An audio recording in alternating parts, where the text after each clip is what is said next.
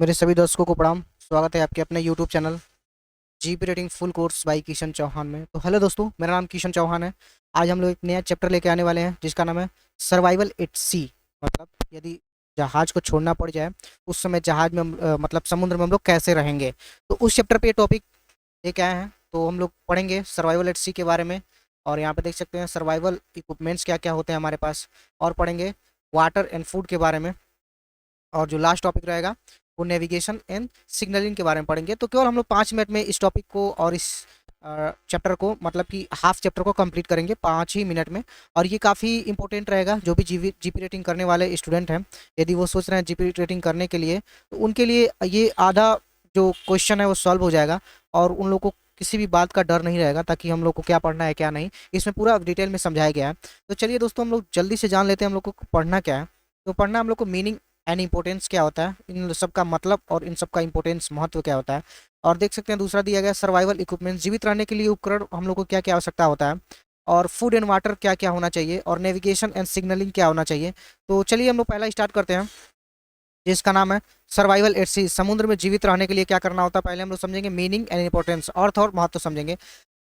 यहाँ पर देख सकते हैं स्पष्ट में लिखा गया है survival at sea is the ability to stay alive after abandoning a ship due to emergency.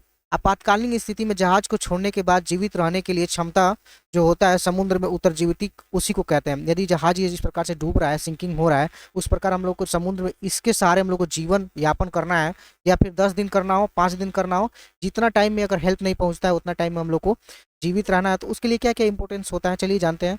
The main rule, never leave the ship until it is the no longer safe to stay on board.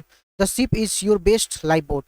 मुख्य नियम जो बताए गए हैं, जब तक जहाज पर रहना सुरक्षित हो उसे न छोड़ें।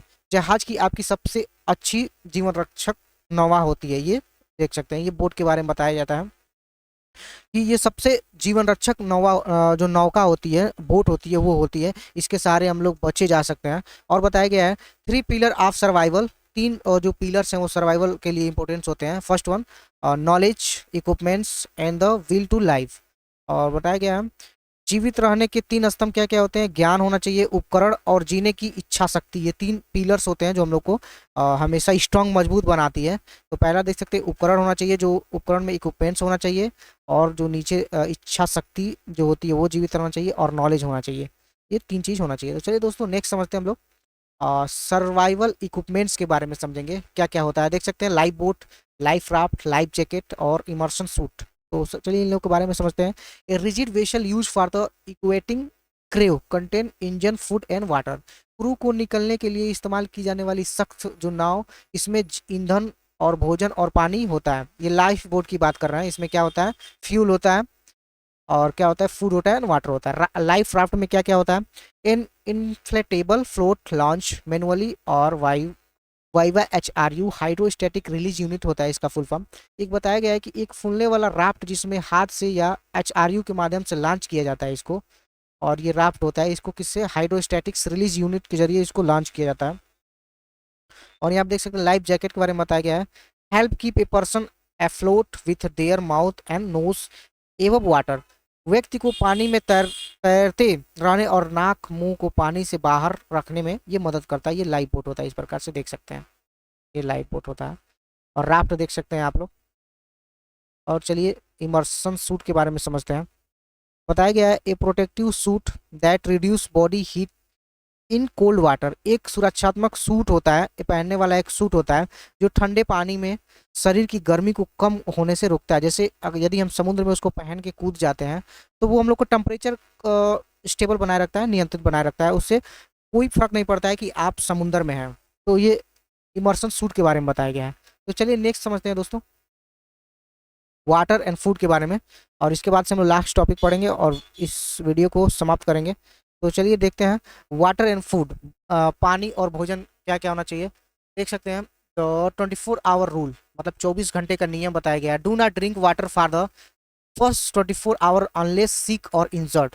बताया गया है 24 घंटे का नियम ये होता है कि बीमार या घायल न होने पर आपको पहले 24 घंटे तक पानी नहीं पीना है। और यहाँ पे एक लिमिट तरीके से पानी होता है, इसके लिए ये बताया गया है। और बताया गया है कि rationing strictly follow the ration of the 500 ml water per person per day after the first day.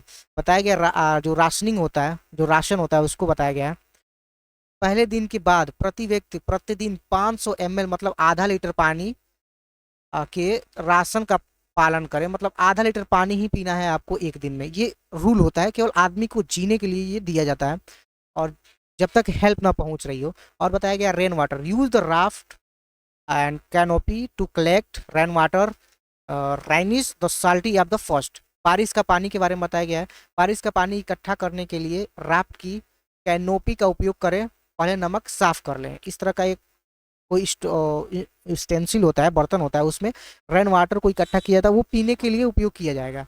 और देख सकते हैं फूड क्या होता है, eat only emergency rations provided, do not eat water it is not available. भोजन के बारे में बताया गया, केवल दिए गए आपातकालीन राशन ही खाएं, पानी उपलब्ध न होने पर भोजन न करें। देख सकते हैं दोस्तों, इतना स्ट्रिक्टली इसमें बनाया गया है नियम। हालांकि जल्दी सिचुएशन किसी के साथ होता नहीं है, और यदि हो जाता है तो उन सब का ये रूल बहुत जानना इंपॉर्टेंट होता है जीपी रेटिंग वालों के लिए, और एग्जाम में भी आता है ये।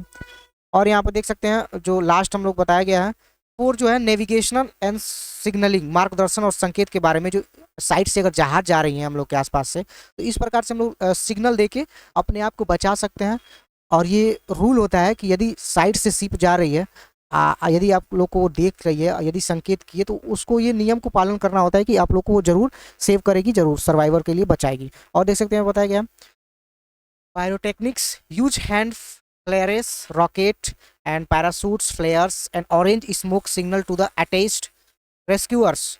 बताया गया आतिशबाजी के बारे में बताया गया है, जो बचाव दल को आकर्षित करने के लिए, यदि मान लीजिए जहाज जा रही है उसको आकर्षित अट्रैक्ट करने के लिए हम लोग हैंड फ्लेयर का उपयोग करेंगे, और रॉकेट, पैरासूट, फ्लेयर और नारंगी धुएं के संकेत का उपयोग करेंगे, ताकि ये जहाज देख सके हम लोग को। और यहाँ पे देख सकते हैं EPIRB के बारे में बताया गया है, send a distress signal to the satellite to give your exact location. ये सटीक स्थान बताने के लिए उपग्रहों को संकेत करती है और डिस्ट्रेस सिग्नल और भेजता है। ये देख सकते हैं इस प्रकार से ये सिग्नलिंग होता है, और ये सिग्नल भेजता है डायरेक्ट सैटेलाइट को। और इस प्रकार से देख सकते हैं, इसके बारे में समझते हैं हम लोग। STRT-60 A transporter that show your position on the rescue ship radar screen.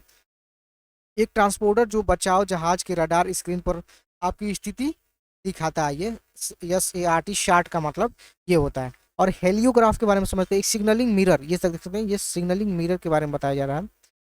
हेलियोग्राफ होता है, ये बताया गया है, use to reflect sunlight toward aircraft और शिप। हम लोग बचपन में ऐसे बहुत किए हैं, तो आज हम लोग को उपयोग के बारे में समझ रहे हैं।